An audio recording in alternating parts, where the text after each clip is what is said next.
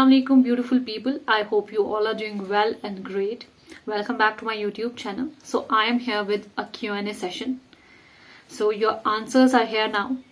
मैंने जैसा कि बताया था कि मैं 20 क्वेश्चंस का आंसर करूंगी, लेकिन जब मैंने क्वेश्चंस देखे तो मैक्सिमम लोगों ने एक तो सेम क्वेश्चंस पूछे थे और बहुत लंबे लंबे क्वेश्चंस पूछे थे। तो जब भी आप क्वेश्चंस पूछते हो तो बिल्कुल सिंपली पूछा करें, क्योंकि मुझे लिखने पड़ते हैं क्वेश्चंस, क्योंकि मेरे पास दूसरा फोन नहीं है और एक फोन से रिकॉर्ड करना पड़ता है। And second thing, we should now shift our focus towards how we can innovate new things. Development के बारे में हमें बात करनी चाहिए, बाकी इश्यूज के बारे में बात करनी चाहिए apart from one specific issue. So मैंने जितने भी क्वेश्चन सिलेक्ट किए हैं बिल्कुल रीजनेबल है और 1-on-1 मैं उनका ही जवाब दूंगी। तो सबसे पहला क्वेश्चन,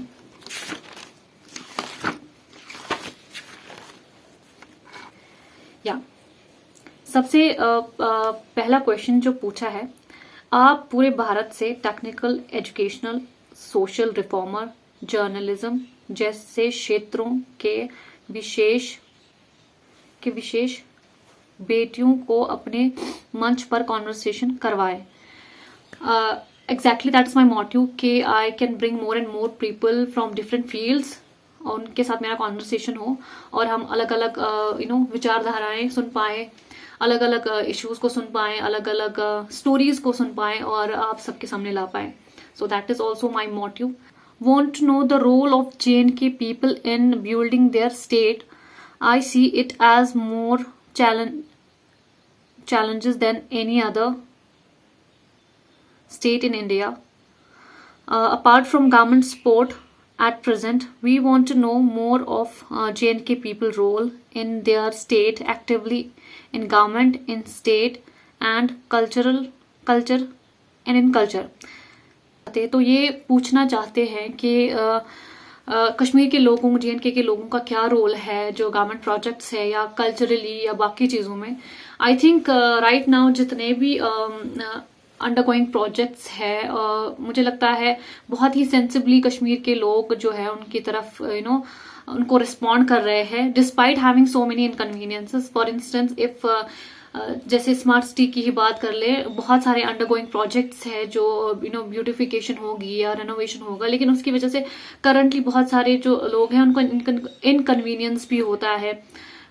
जैसे कहीं पे रोड्स मेस्ड अप है, लेकिन जब वो ब्यूटिफाई होकर आएंगे तो वो उन्हीं लोगों को फायदा पहुंचाएंगे जो उनके आसपास काम करते हैं। तो इस इनकन्वीनियंस को भी वो समझते हैं और इन प्रोजेक्ट्स को भी वो समझते हैं और बिल्कुल सेंसिबली रिस्पॉन्ड करते हैं इनकी तरफ और बिल्कुल कॉपरेशन के साथ जो है अपना जो पेशेंस लेवल है उसको बरकरार रखा है। और कल्चर के हवाले से भी कश्मीरी जो है बिल्कुल आगे हैं और अपने कल्चर को बड़ा प्रमोट करते हैं, या जो भी पॉजिटिव चीजें आती हैं ऑब्वियसली उनको वो बहुत ज्यादा प्रमोट करते हैं और उनको उनके साथ एक एक्सेप्टेंस दिखाते हैं। So another question is what is your dream about J&K?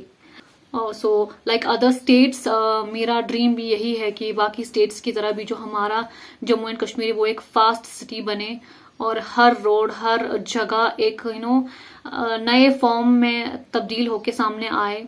ज़्यादा से ज़्यादा जितनी भी फैसिलिटीज़ होती है वो इस खित्ते में भी आए और अगर कहीं पे कुछ कमी कोताही है वो भी फुलफिल हो जाए, चाहे वो टूरिज्म के हवाले से हो या एजुकेशन के हवाले से हो, रोड कनेक्टिविटी के हवाले से हो, जिस भी पैमाने पर हो। मैं चाहती हूँ कि J&K जो है एक अपना एक अलग मुकाम हासिल करे और ग्लोबली अपनी जो इमेज है उसको इतना डेवलप करे कि यहाँ पे ज्यादा से ज्यादा इन्वेस्टमेंट्स आए और ज्यादा से ज्यादा यहाँ के लोग जो है वो ग्रो करे। दैट इज द अल्टीमेट गोल।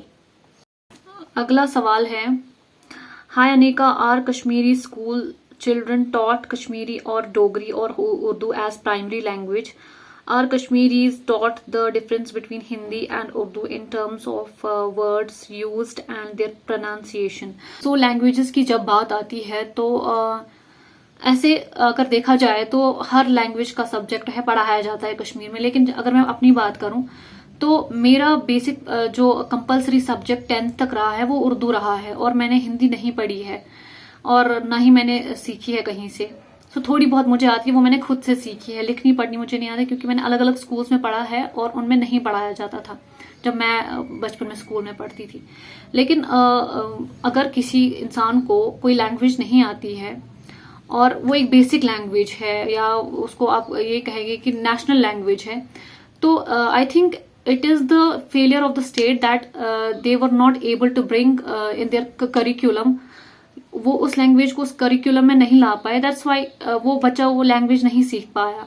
जैसे मेरी लैंग्वेज उर्दू है, लेकिन अब ऐसा है कि उर्दू लैंग्वेज और हिंदी लैंग्वेज जो है इट इज बिट सिमिलर, क्योंकि जैसे मैं बात कर रही हूँ आपको लग रहा होगा कि हिंदी में बात करें, क्योंकि लेकिन उर्दू के जो वर्ड्स है वो भी ऑलमोस्ट सेम ही है। अगर एक्चुअल प्रोनाउंसिएशन की करेंगे या एक्चुअल वर्ड्स की बात करेंगे तो हिंदी के वर्ड्स जैसे अलग अलग है वैसे ही उर्दू के भी अलग है। अब जब मैं बात कर रही हूँ एक कॉमन सी लैंग्वेज मिक्सचर हमने बनाया है कनेक्टिविटी के लिए, कनेक्शन के लिए, समझने के लिए। बट ओवरऑल अगर मैं देखूं तो मुझे ये लगता है कि अगर आपको मेरी बात समझ में आ रही है और मुझे आपकी बात समझ में आई, at the end of the day what we need more than that. अगर मुझे कोई लैंग्वेज नहीं आती है, what is my fault in that? It is the failure of the state that they were not able to bring that language in my curriculum। तो इसमें मेरी कोई गलती नहीं है कि उस इंसान की नहीं है जिसने नहीं सीखी है। बट अब ये है कि हमें फिर भी मतलब मुझे उर्दू आती है तो वो कनेक्ट करता है, हिंदी से थोड़ा बहुत सिमिलर है तो समझ आती है। लेकिन उन जगहों पे प्रॉब्लम होती है जिनकी लैंग्वेज बिल्कुल डिफरेंट होती है। जैसे अगर हम देखें कश्मीरी लैंग्वेज बिल्कुल ही डिफरेंट है। अगर सिर्फ मुझे कश्मीरी ही आती तो कितना मुश्किल हो जाता कनेक्ट करना या लोगों से बात करना। So that is the problem. But अगर कहीं पे कोई लैंग्वेज नहीं किसी को आती है तो ये देखना जरूरी है कि क्या उनको ये पढ़ाया गया है बचपन से, क्योंकि थोड़ा बहुत बेसिक नॉलेज होना लैंग्वेज के बारे में जरूरी है, तब जाके किसी को कोई लैंग्वेज जो है आ सकती है। और अब की बात मैं अगर करूं स्कूल्स की, पहले तो नहीं पढ़ाया जाता, अब इतना मुझे पता है कि बहुत सारे स्कूल्स में, आई थिंक ऑलमोस्ट हर किसी स्कूल में पढ़ाया जाता है। और कश्मीर में अगर पहले की बात करूं तो पहले लैक ऑफ टीचर्स भी होता था, हिंदी टीचर्स यूजुअली नहीं होते थे यहाँ पे, इसलिए कुछ स्कूल्स में पढ़ाते थे, कुछ में नहीं पढ़ाते थे, और 8 तक ही पढ़ाते थे या 6 तक ही पढ़ाते थे। और उर्दू लैंग्वेज जो है वो यहाँ की एक ऑफिशियल लैंग्वेज है JNK की, और वो एक compulsory language as a compulsory subject पढ़ाया जाता है। तो यहाँ के लोगों को ज्यादा उर्दू आती है, इसलिए हिंदी शायद नहीं आती है। अच्छा, एक और सवाल आया है, इन्होंने शिकायत लगाई है, why you not upload videos every day. अच्छा, मैंने रिसेंटली अब स्टार्ट किया है uploading video on daily basis and I will try to continue it. और मैं मतलब रोज ही वीडियोज डाला करूंगी एक एक करके, तो उसमें मैं कंटिन्यूटी बनाने की कोशिश करूंगी and I hope you will also cooperate, और आप भी उन सारे वीडियोज को सपोर्ट करेंगे। Okay, another question is Anika ji, एक रिक्वेस्ट है, show us Kashmiri wazwan, want to know more about Kashmiri foods, I know it's very delicious, if you ever go to any Kashmiri marriage please show us the varieties of wazwan. या undoubtedly Kashmiri wazwan बहुत ही famous है, और आपने कहा है कि अब जब भी मैं किसी मैरिज में जाऊं, ऐसे तो शादियां होती हैं but I am kind of isolated person, मुझे यूजुअली फोर्स करके भेजा जाता है किसी भी शादी में। मैं यूजुअली नहीं अटेंड करती हूँ शादियां क्योंकि मुझे अच्छा नहीं लगता है, मैं ज्यादा नहीं जाती हूँ। बट वाजवान की जो बात आती है, और यहाँ पे ऐसे नए आउटलेट्स खुले हैं जो प्रॉपर वाजवान जो है आपको उनके मेन्यू में होता है, और वो मैं आपको दिखा सकती हूँ। और उसके अलावा मैंने कुछ फूड व्लॉग्स ऑलरेडी अपलोड किए हैं, आप मेरे वीडियो लिस्ट में जाके वो व्लॉग्स देख सकते हैं, जिसमें मैंने कुछ कश्मीरी ट्रेडिशनल फूड्स भी दिखाए हैं फूड फेस्टिवल में, तो आप वो भी चेक कर सकते हैं। Another question is, do you want to become full time YouTuber और start a business, have you travelled to other parts of India. इन्होंने 2 क्वेश्चंस पूछे एक ही सवाल में, कि आप फुल टाइम यूट्यूबर बनना चाहते हो और स्टार्ट करना चाहती है बिजनेस। अब मुझे पता नहीं कैसे बिजनेस किया जाता है यूट्यूब के through, but that's a very best thing अगर कोई अपना बिजनेस ग्रो कर रहा है यूट्यूब के थ्रू। मैं फुल टाइम अभी नहीं बन सकती क्योंकि मैं पढ़ाई करती हूँ और मेरी पढ़ाई के लिए एक बहुत मैक्सिमम टाइम चाहिए होता है, और तो उसमें से मैं एक दिन में से कुछ घंटे निकाल के यूट्यूब में भी इन्वेस्ट करती हूँ, क्योंकि यूट्यूब मेरी हॉबी है और मैं उसे एज अ हॉबी एक्सेप्ट करती हूँ। तो मैं फुल टाइम यूट्यूबर नहीं हूँ बट हूँ, लेकिन मुझे कनेक्ट करना लगता है अच्छा लोगों के साथ daily basis. Another question is your mother tongue Gojri or Pahari? No, my mother tongue is Kashmiri, but Gojri and Pahari languages, they are the most beautiful languages. और मेरे classmates मुझे याद है उनकी basic mother tongue जो थी वो गोजरी थी और पहाड़ी थी, और मैं हमेशा ट्राई करती थी कि मैं भी सीखूं, लेकिन मुझे ज़्यादा याद नहीं रहता था। तो कुछ वर्ड्स वो मुझे सिखाते थे, उनमें से मुझे एक वर्ड बिल्कुल प्रॉपरली याद रहा है जिसको मैंने प्रैक्टिस किया है और बिल्कुल प्रॉपर एक्सेंट के साथ मैं बोल सकती हूँ, वो मैं आपको भी सिखाऊंगी। एंड दैट वर्ड इज जमिया द दूध। दैट मीन्स दही, कर्ड को जमिया द दूध बोलते हैं गोजरी में, जमिया द दूध, और कश्मीरी में इसको जामुदोद बोलते हैं, और इंग्लिश में कर्ड और हिंदी में दही। या और सवाल पूछा गया है, क्या कश्मीरी फैमिली सोसाइटी में वुमेन पे ऑपरेशन होता है? देखिए, ऑपरेशन को हम मैं किस तरीके से आप इसको देखते हैं कि क्या किस चीज़ को आप ऑपरेशन बोलते हैं। जैसे विमेन एजुकेशन की बात आती है, मुझे लगता है कश्मीर सोसाइटी में विमेन एजुकेशन जो है एक कंपलसरी चीज़ हो गई है हर फैमिली के लिए कि उनकी बेटी जो है वो पढ़ी लिखी होनी चाहिए। बिल्कुल उनके सारे बच्चे, बी इट अ मेल और अ फीमेल, स्पेशली फीमेल्स पे ज़्यादा फोकस किया जाता है कि वो बिल्कुल पढ़ी लिखी हो और उसने पूरी एजुकेशन वो हासिल कर पाए, और उसका करियर ऑप्शन मैक्सिमम फैमिलीज की अगर मैं बात करूं तो उनके करियर पे फोकस किया जाता है, और पूरा ध्यान रखा जाता है फैमिलीज की तरफ से कि हमारे बच्चे बिल्कुल पढ़ाई पे ध्यान दे रहे हैं कि नहीं। मैं अपनी बात करूं तो मुझे लिटरली अपने पेरेंट्स दिन में 2-2 बार अलग से कॉल करते हैं कि वेदर मैंने पढ़ाई आज दिन में कंप्लीट की है, कितना पढ़ा है, तो वो इस पर नोटिस करते रहते हैं कि कितना मैं पढ़ती हूँ कितना नहीं पढ़ती, क्योंकि एक कंपल्सरी चीज़ है हमारी फैमिलीज में। और इसके बगैर एक मतलब हमारी फैमिलीज में ऐसा है कि अगर आप नहीं पढ़ रहे हो तो आपको काइंड ऑफ थोड़ी कम इज्जत मिलती है घर में। अगर आप पढ़ाई पे ध्यान देते हो अच्छे से और प्रॉपर पढ़ना चाहते हो आगे, आपको पूरा सपोर्ट मिलता है, जितना मैंने देखा है। बट बाकी इश्यूज भी है, जैसे डोमेस्टिक वायलेंस है, मॉलेस्टेशन है, हरासमेंट है, उस हिसाब से मुझे लगता है। लेकिन ये चीजें जो है ये एक वर्ल्ड वाइड इशू है, और ये हमारी सोसाइटीज में भी देखा जाता है कि मॉलेस्टेशन के केसेस हुए हैं, और रिसेंट इंसिडेंट्स जितने कश्मीर में हुए उसमें से कुछ लड़कियों का कत्ल हुआ, और वो इंसिडेंट्स बहुत ही हार्ट रेंडिंग और हार्ट रेंचिंग होते हैं जो हमारी सोसाइटी में एड्रेस करने की जरूरत है। और लेकिन उन इश्यूज को एड्रेस करने के लिए हमें as a society as a whole काम करना है।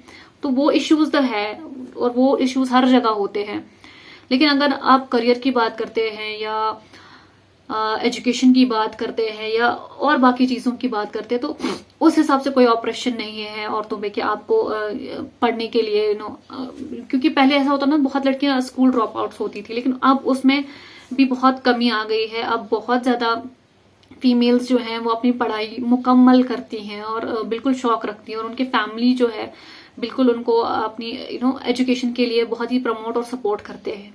तो वो चीज़ है, और करियर के लिए भी। और अगर आप देखें अभी कश्मीर में मतलब हर फील्ड, हर कोई ऐसा फील्ड अगर आप देखेंगे वहां पे फीमेल्स जो है वो डोमिनेंस दिखा रही हैं अपना। तो उस तरीके का ऑपरेशन नहीं है, बट जो सोशल इश्यूज है, सोशल इवल्स है, वो हमारी सोसाइटी में भी है और उस पर काम किया जाता है और काम होना चाहिए, और as a society as a whole हमें उस पर काम करना है।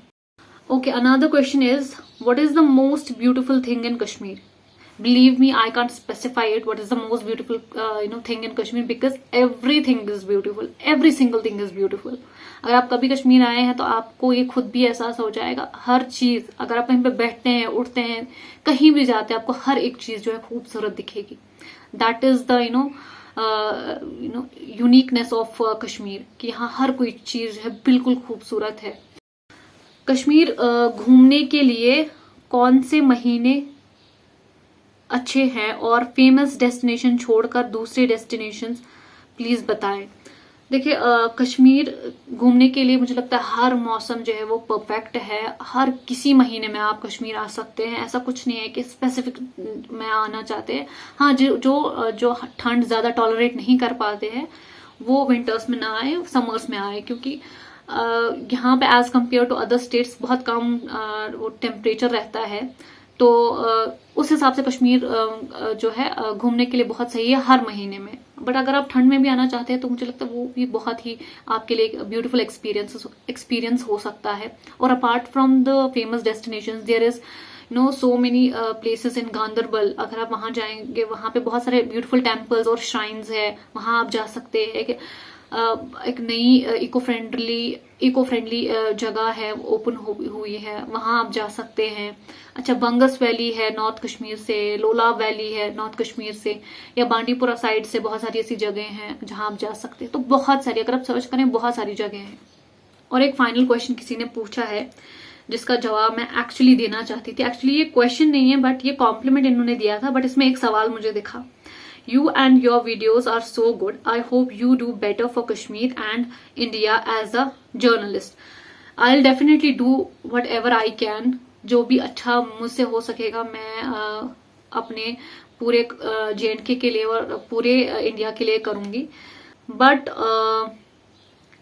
I think people have assumed I am a journalist, but मैंने ये कहीं मेंशन नहीं किया है और ना ही मैंने कहीं पर भी बताया है कि मैं जर्नलिस्ट हूँ। Because I am not a journalist and it is very unethical for me to call myself journalist when I am not. ये तो ऐसी बात हो गई कि मैं खुद को डॉक्टर बताती हूँ जबकि मेरे पास डिग्री नहीं है, क्योंकि हर एक एथिकल एस्पेक्ट होता है हर चीज का। और मेरे लिए it is not okay to call my self journalist. और मेरे लिए ये भी ओके नहीं है कि अगर लोगों ने अज्यूम किया है कि मैं जर्नलिस्ट हूँ और मैं इनका वो कंफ्यूजन जो है क्लियर नहीं कर रही हूँ।